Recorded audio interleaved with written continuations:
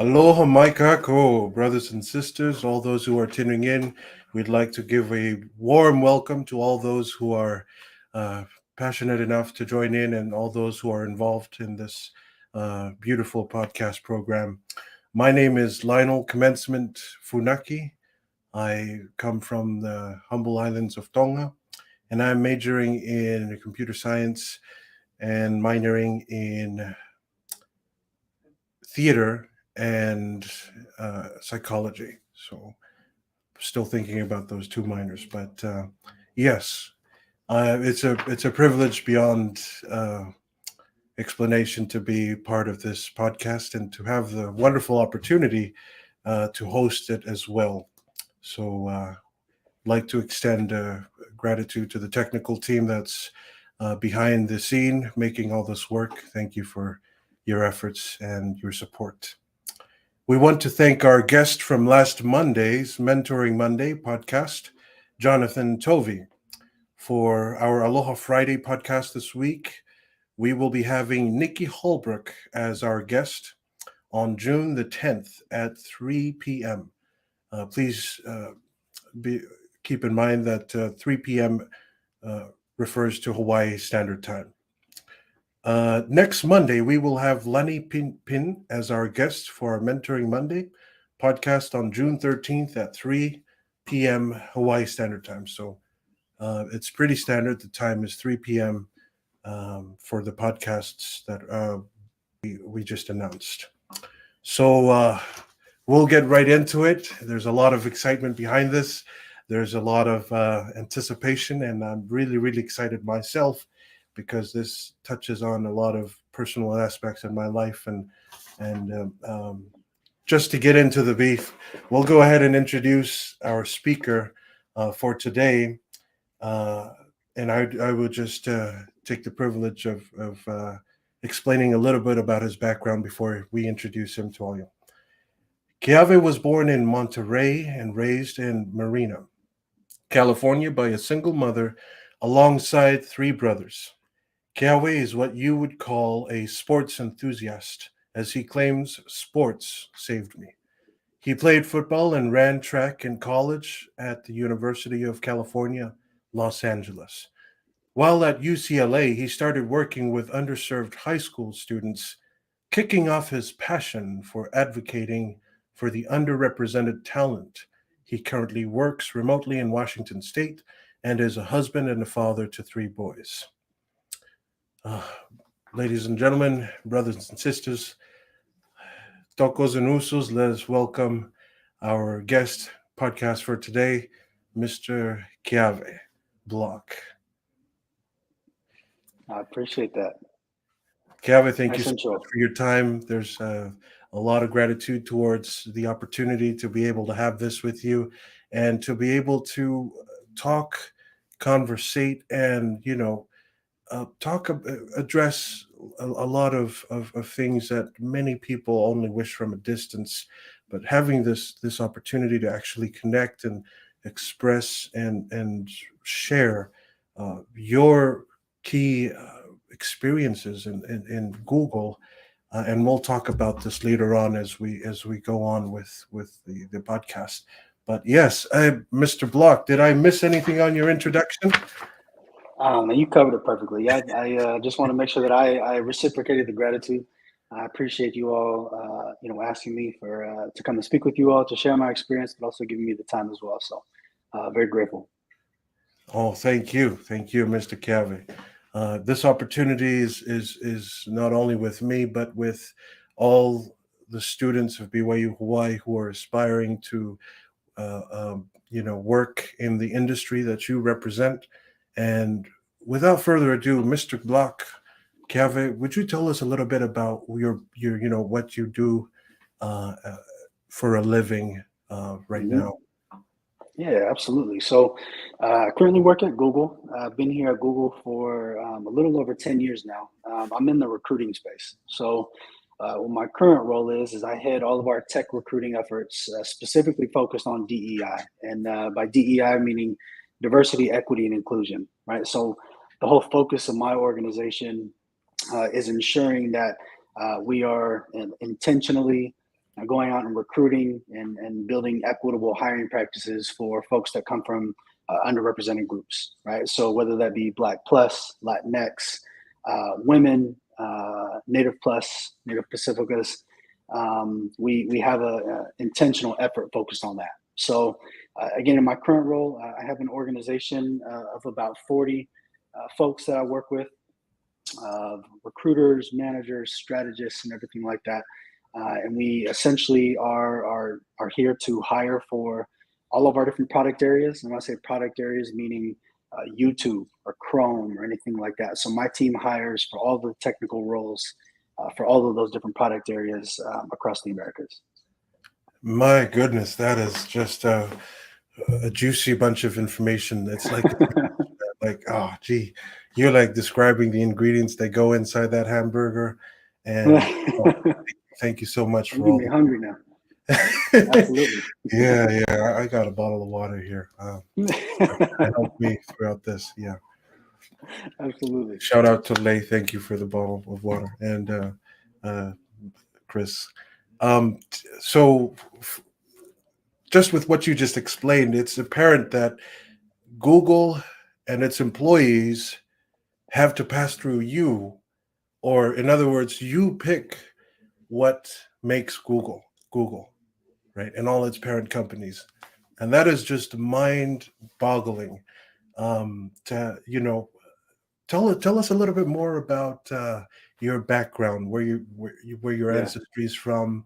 Uh, I know that a lot of people are going to be interested in that as well. Yeah, absolutely. So I'm Afakasi, half Samoan, and then my mom is half white and Filipino. The I think the confusion in my last name, I was adopted, so I wasn't raised with my Samoan father, but I'm still very, very close with my Samoan family, so I fully identify with my Samoan family. My mother was born in Hawaii, hence the Hawaiian name. Right. But I know it definitely can be some confusing as far as looking at the name and then seeing me and trying to figure out what exactly I am. So identity wise, yeah, I'm just another Uso. Hey, for sure, man. You got the heart of a Uso, the looks, and the name as well. And, all right. Absolutely. Yeah. It's only fair to mention that a lot of interested BYU students, and for those of them who are connecting with us, they're really interested in what you have to say about Google's vision, Google's expectations. We're not just talking about any, just we're not just talking about a regular business here. This is one of the most powerful, most influential uh, companies in the world, and you have an important role to pick who contributes to the mission statement and the vision of Google. Mhm. That's by far just amazing and mind-boggling. Uh, Mr. Block, would you share with us, in general, what Google looks for in terms of supporting their products, in terms of developing Mhm. their products? If you could share a little bit about that. Yeah. Um, Yeah, absolutely. And I'll touch on a couple of different things here. So you might have to steer me back if needed, but oh no, please go ahead. let's first start with just the general recruiting process, right? So there are different avenues or what we call channels on folks that can get into Google, right? So there's your general application, right? Like you see a job posting online, you apply, right? That's one of our channels, our avenues. So our online pipeline. We also have employee referrals.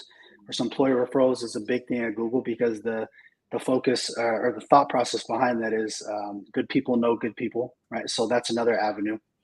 And then one of our other avenues is what we call like general sourcing, right? And when you think of sourcing, think of that more so as like um, we kind of attribute that to the headhunters, right? Or the folks that are doing the cold calling. So and what you're going to find is that as prestigious as Google is, there's still a large chunk of our recruiting industry or within our organization that focuses on that stage, right, or that phase of sourcing.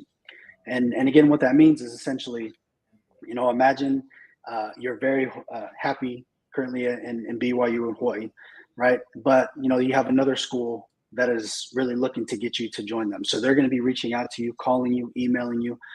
Lionel, I would love for you to come on over and join us at UCLA, right? Like, what can I do to get you to come over here, right? And that type of activity that's very, very common within the tech industry, right? So when you're thinking of what are we looking for and everything like that, what we also want to do is flip that back, right? On what are you as a candidate looking for, right? Like what types of things in a company are you looking for? What types of projects are you looking to work on? What types of problems are you looking to solve? Right. So there's a lot of different avenues again and how people can just come in. Now back to the other part of your question of like what are we looking for? That's a very, very broad question, right? And I think there's definitely not enough time to truly answer that. But what I will say is that what I like to break down more so is that within Google, throughout the tech industry, you don't need just a computer science degree, right? We have more roles and more opportunities that are outside of just pure engineering, right? So, you look at my role, for example. I have a history degree, right? My only understanding of computers was going on it in college and going on MySpace, right? That was as far as coding that I ever did, right? So, as far as again what we're looking for, again, that changes depending on the type of role that you're looking for, right? Whether it's on the technical side, right? Software engineering, right? We're looking to see how you can code, right? How can you develop massive and complex software systems, right? And then, thinking of the non-technical side, again, the role that I'm in within people, right? We have, our team focused on people, which essentially what you would look at as general as human resources, right? Or HR, like that essentially all sits within people. We have legal, we have sales, marketing, finance, everything like that. So a lot of different types of career focuses, right? That you can achieve here at Google, but also across all the different tech industries. And again, for a high level, if we're thinking of an engineer, some of the things that they're looking at is they're really going to look at your coding ability, right? So think of it as what is your role related knowledge, right? So thinking of that specific role, how can you display your knowledge of that type of role, right? Now, if we're thinking of something non-technical, one of the things that we really look at is what we call GCA, or general cognitive ability, which essentially means how smart are you, right? How good are you at problem solving? What is your thought process? And in doing that, a lot of the questions that we ask within interviews are open-ended questions, right? Questions that there's no right or wrong answer. But the intention of doing that is really just to look and see how you solve problems and how you think through things. So again, I know that was a lot, but it was still pretty high level. But hopefully that gave you a general understanding of kind of like what we look for when we're talking to folks. Oh yeah, that was more than the question in itself, and that is definitely what we need. Thank you so much. You mentioned that you have a history degree. Yeah, sir. Man, that is awesome. So from a history degree to now being the director of tech recruiting in Google, you've come a long way. That's Oh yeah. hey, And we have people I'd say here that who are tuning in who also have history degrees I love it. and other degrees in other areas that have nothing to do with computer science. And you also mentioned Absolutely. something about Google not just looking for technical computer skills, but also, other trades, other uh, expertise that you Absolutely. guys focus on as well. And that's mind blowing because there's like this stereotype outside in Hmm. general public where if you associate anything with Google, it's got to be, geeky. It's got to be a certain type of nerdy kind of, vibe Hmm. in order to, fit into the picture of what Google is. But you explain that it's more than just software engineers. It's a company that involves diversity in terms of jobs to support their mission statement and their products, and that is amazing because every time I think about Absolutely. Google, I I think tech, I think computers, I think coding, I think, just pure screens and, Yep. black uh, backgrounds, white text running, I'm not Yep. sure if the movie's giving us an accurate perception of that, but that's what people generally think when they see Google or when they associate someone's profession, someone's Hmm. job with Google. And your journey, where you are right now, is a statement that echoes the fact that Google doesn't only need a certain, Hmm. set of talents. It needs a lot more than that. And Absolutely. that is just amazing. Uh, History degree to now being the director of recruitment in Google. That is amazing. That is amazing. Yeah, it's a blessing for sure. And I'd say, thinking of, because again, I head our technical recruiting side where my team is looking for all the, technical roles that we're looking to fill. And then I have a peer next to me that is leading essentially the same thing, but all for our non-technical, right? So, we have large hiring aspirations every year, and it crosses all different things. And as far as my specific background and focusing on history, I think, I was one of those college students that I had no idea what I wanted to do, right? I thought I was going to go to the NFL, or I thought I was going to run track professionally. So I didn't really put a lot of thought into, and obviously this isn't the right way to do it. I didn't put a lot of thought into, what my future would be if that didn't happen. And I think I've been very, very blessed to be able to fall into this. But I think essentially how it came out was after college, uh, knowing that I didn't go professional and everything. I got into sales and I got into managerial training, right? So I was an enterprise rent a car focusing. There was a management training program there where, again, I got a lot of great training, but it was also focused on sales.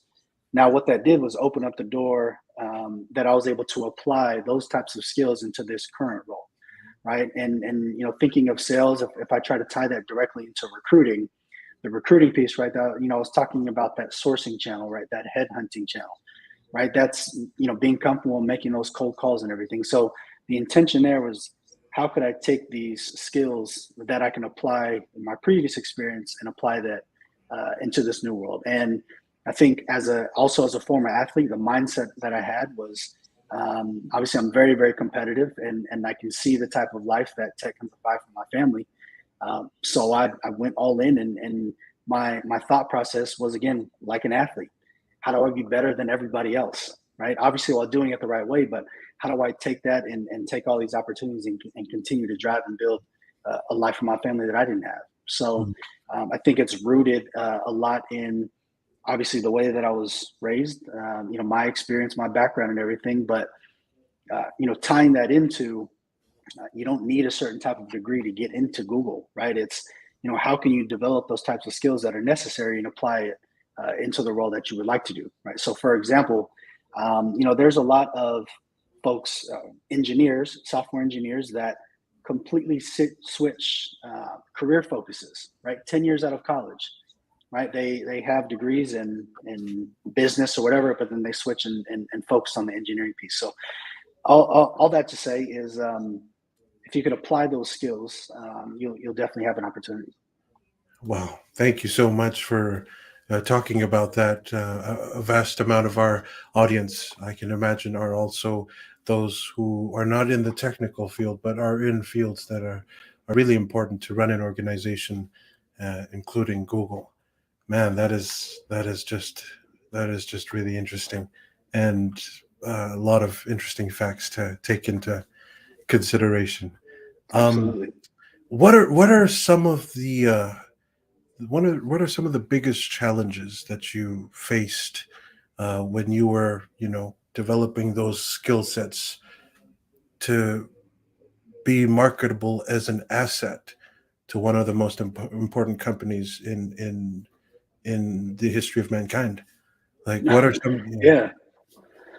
Yeah. Um, One of the most difficult things I would say, it was more so really just learning corporate America, right? Like learning how things function, how things work, right? How how people grow and develop, right? A lot of the times you go into jobs and it's just your job, right? But the mindset that I had was like I didn't just want a job, I wanted to grow, right? So I think the main difficulty I had, especially earlier on, is just figuring out how do I grow, right? How do I apply this, and how do I take my mindset out of shifting from a student athlete, right, into shifting into um, you know uh, the working class, right? I had to do that earlier on. I had my first son, when right before I started in Google. So the focus was more so was like the motivation, like how do I dig myself, out of again the life that I grew up in, and finding that opportunity, right? So it was more so the mindset and how to apply that. I think once I was able to apply that, and I had mentors and everything that were able to help open up the door and kind of essentially teach me the game, right? Teach me how to maneuver within this industry. I think that was really, really big. So again, more so was really learning how the business worked, right? It wasn't necessarily the role, right? Because the role to me, it was like, okay, just teach me how to do the role. I'm going to apply that and I'm going to, exceed whatever expectations you have. But that was just doing the actual role. The difficulty came in, okay, how do I ensure that, I'm advocated for, right? How do I ensure that I have a manager that's looking after me and my career aspirations, and also me, as a Pacific Islander in tech, where we are lowly represented. How do I ensure that I'm provided the same opportunities, and there's equitable opportunities for me to continue to grow the same as my peers? If that makes sense. That makes a lot of sense. You mentioned something really important, and as well, we're speaking, questions are coming through, which we'll get to in just a minute. You mentioned something about being underrepresented as a Mhm. community. Could you elaborate a little Absolutely. bit more on that?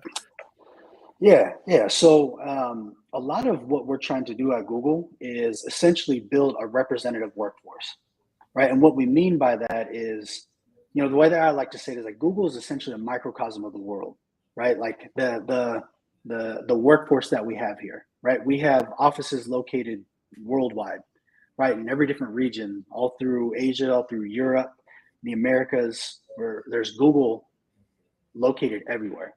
And if you think about the products that we use, right, whether it's the search engine, whether it's YouTube, whether it's anything like that, the products that we're building are being used by millions and millions of people, right? So the intention of doing that is how can we build products for people in a certain area if we don't have folks on that team that come from that area that can Mm. understand those experiences, right?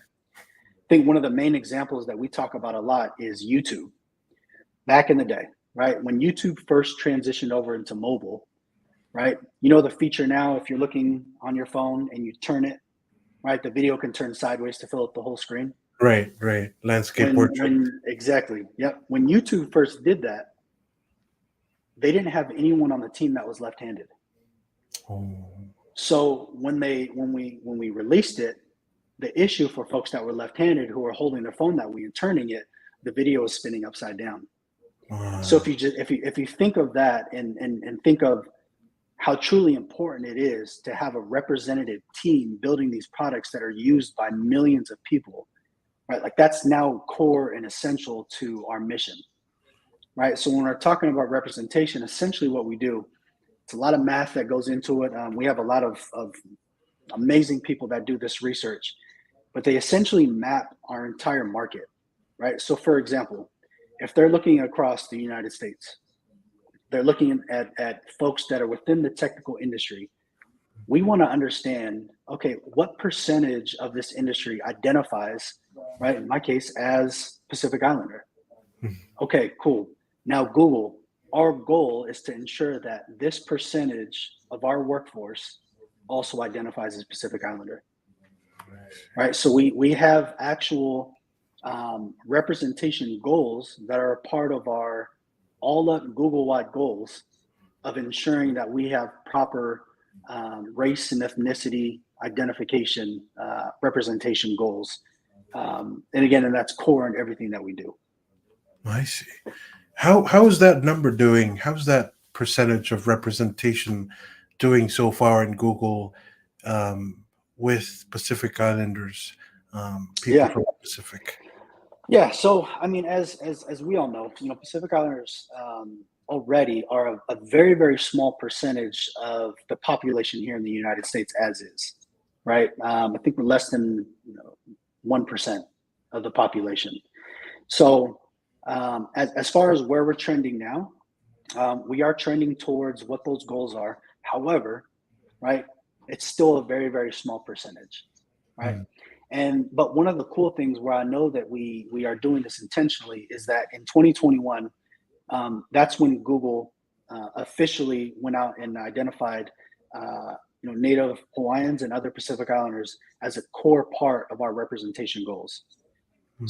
So what that means is before 2021, we were doing this work, but there was really nothing to measure us against. There was really no goal put in place to ensure that we were building that representation equitably. Now we've put that into place, right? And that's a big part of what my core role is too, is to ensure that we're building that foundation. So one thing that we do every single year, we do release a diversity annual report that will highlight all of the different things that we're doing from a hiring standpoint, from a retention standpoint, a growth standpoint, and everything like that. So overall, we are working towards achieving those goals, but at the end of the day, it's just a small piece of the bigger puzzle that we're trying to solve. I see. That should motivate any, if not all, Pacific Islanders who wish to pursue meaningful experiences of growth and just the amount of good that you would be doing working for an entity such as Google. We have a question here from someone on our Facebook Live. So this is being broadcast on Okay. multiple platforms, including Facebook. The question goes, what would be the main thing you recommend a student to do as a preparation for an internship or entry level job at Google? So Yeah, this is yeah, great question. yeah. What I would say first thing is to start on our careers website. So if you go to google.com/careers, there's a specific section there for students. And what that section is going to do is that's going to highlight all of our different opportunities and all the different avenues, for you to identify the opportunity within tech. And the thing that I would try to associate it with, and my recommendation would be, look at what the requirements are, right? If you click into one of our job openings, you're going to see qualifications, right? And you're going to see it broken down from minimum qualifications to preferred qualifications. Now, what I will say is that those minimum qualifications, they're minimum for a reason, right? Like you need that experience in order to do this role, right? So what I would say is any role that you're looking for, identify what those minimum qualifications are and ensure that you have those. Now, if you don't have those, again, find different avenues, right? Google can be a part of your stepping stone, right? For me, again, Google wasn't my first job out of college, right? I went to a different route before coming into here, but I was able to identify, what those qualifications were and ensure that I applied them effectively. So all other to say, check out our student site. I am also very, very comfortable to speaking with anybody as well. Right? Please feel free to reach out to me. Find me on LinkedIn. My email is kblock@google.com. I want to make sure that I'm an avenue for you all too, whether that's talking through things like this or helping guiding you. I'm more than happy to do any of that. Thank you very much, Keawe. We had a conversation prior to the beginning of the podcast, and you mentioned something that you're working on in terms of being an avenue to the people of the Pacific, being an avenue to that 11-year-old son or daughter who's sitting in their room, dreaming of one day making it to Hmm. the big companies that really impact people's lives. And Hmm. so, would you share a little bit about that project that you have and your insights Yeah. on the main goal, the end goal of this project, please? Yeah, absolutely. And I'll start it more so, again, back, you talked through in my intro, my first working with underserved youth. during my time at UCLA. Right, it sparked a passion because again, I was one of those kids. Right, I was one of those kids that grew up very poor, that did not have a lot of opportunities. My mom worked the same job for over 20 years. My first job when I got into Google, I was already making more than my mom had made. Right, so understanding that avenue for me, the passion, the motivation came from how do I create opportunities and try to light a light, right, for those kids that were like me. So that was the motivation. Earlier on, when I started at Google, there wasn't the focus on Pacific Islander representation, right? At the time, majority of our focus was more on other underrepresented groups. Mm. So while I've always had that passion within me, I didn't know that it would be an avenue here, right? I thought I was just one of the rare one-off someones within tech. But again, it took a couple years pushing really, really hard to get this as a part of our focus.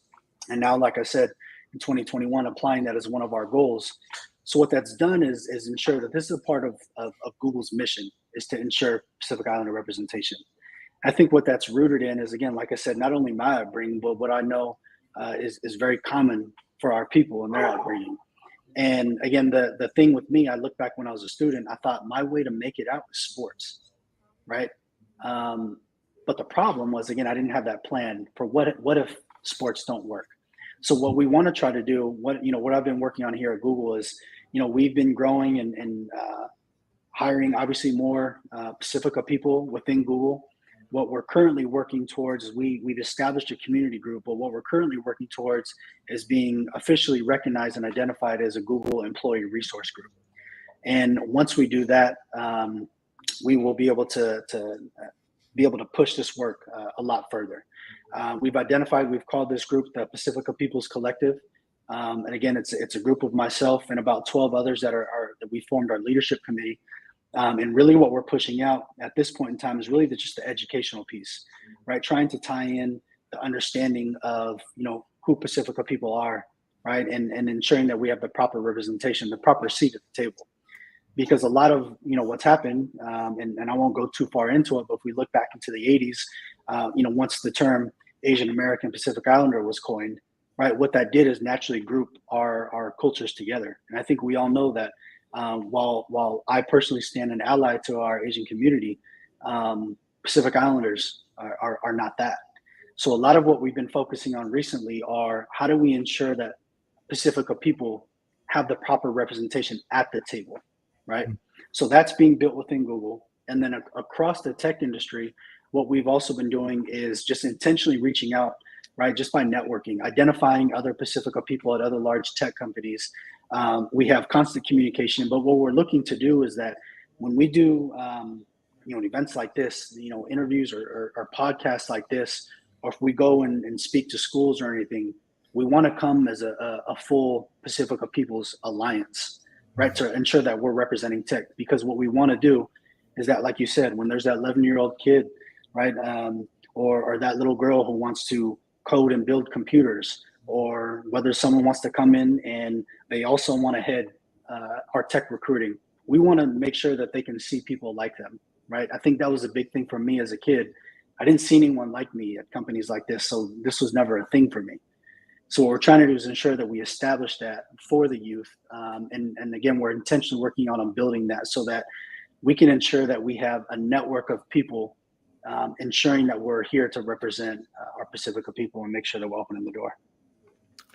Man, really thoughtful insights on representation, on Google's goal to fully represent the globe, because they're a service, they're a global service, and I find it very admiring that they make it a goal to represent their employees in a global way as well.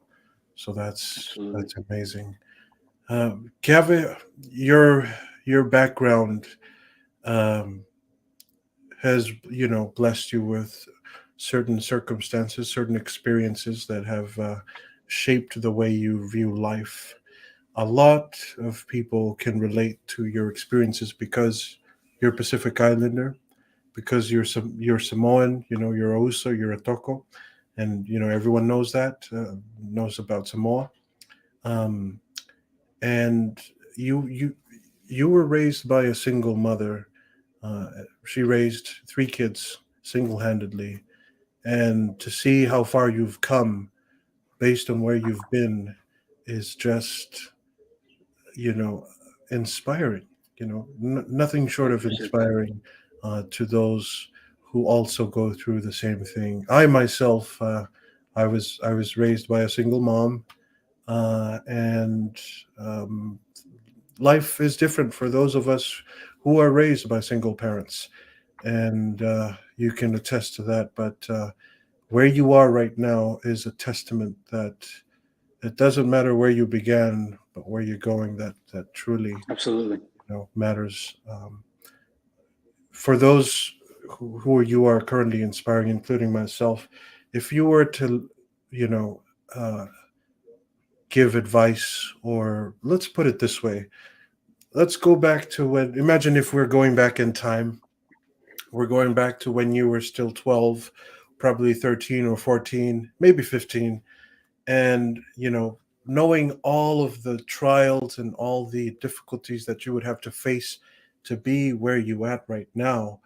What would you tell that young version of yourself who is just beginning to experience life and who has no idea about the challenges ahead?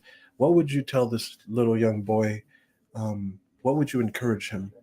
What kind of words of encouragement would you offer? Um, Words of encouragement.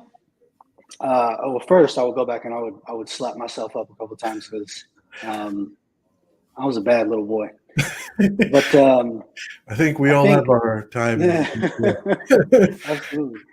I think I look back. I would. It's very cliche to say, but I wouldn't change any of it, right? Because it's supposed to be my journey, right? Like those are the experiences I was supposed to go through. So I think if any encouragement would be to let myself know that it's okay that I don't know what I don't know, right? It's okay to not have my career planned out as a child, right? It's okay to not only think that there's one road, right? I think, and I say that because, as I was going through that, I struggled with that a lot because I thought I was supposed to have it taken care of, right? I thought I was supposed to have that, right? And my avenue that was sports. Mhm. So the encouragement I would have is making sure that I knew it was okay, right? And again, I say that because passions can be identified at different times of your life, right? You don't need to establish that as a child, right? So passions, interests, and everything, those will evolve as you go along. But what I would say is just ensure that every experience that you're taking, you're ensuring that you're taking that and applying that to whatever next phase of your life, right? Just to ensure that you're progressing, right? Because again, if you're not taking those experiences and learning from them and applying them, right, essentially you're going backwards. So I would just tell myself, it's okay. You don't got to figure it out. Mm. Wow. Thank you very much, Mr. Keawe Block. Absolutely. It's been a privilege, an honor, and a great opportunity to be in this podcast and to have the experience of extracting wisdom that has been developed over many years of uh, special experiences, many years of struggles, and that have eventually led to the pinnacle of where you're at right now, and more to come, I believe. Yes. Yes, sir. Thank you so much for your time. We really appreciate having you on with us Absolutely. My pleasure. on the podcast. Um, is there anything you'd like to say to the BYU Hawaii Ohana before we move Yeah, on? absolutely. I just want to continue to let you all know that I am definitely an avenue for you all. Right. Again, like I said earlier on, I'm a regular USO. I'm a regular dude. So please feel free to reach out to me if there's anything I can help. Any questions that you have, find me on LinkedIn, shoot me an email. I'm happy to help talk with anyone to provide any connection points or anything like that. I really appreciate the time. It's an absolute pleasure, and I'm grateful. So thank you. Thank you, Keawe. Thank you so much. We would like to express our gratitude to Mr. Keawe Block for his time and for sharing information, insights that are useful to those who are with big dreams of making a big impact in the world. and who have high hopes of working in places where those things come true. Google. So it's apparent that it's not only just uh, those who have background in technology, but any kind of field that contributes to technology, business, finance, mathematics, research. Please search up what Brother Keawe said, and I assure you that if you seek, you shall find, as the scriptures say. Um, just to close with a few announcements that we have here, we want to thank our audience on the various platforms, wherever this is broadcasted, for your attention and for tuning in. Don't forget to tune in next Monday as we have Lenny Pippen as our guest for our Mentoring Monday podcast on June 13th at 3 p.m. Again, Hawaii Standard Time. And our Aloha Friday podcast this week, we will be having Nikki Hallbrook as our guest on June 10th at 3 p.m. Hawaii Standard Time. My name is Lionel Funaki. Thank you for joining us, and aloha.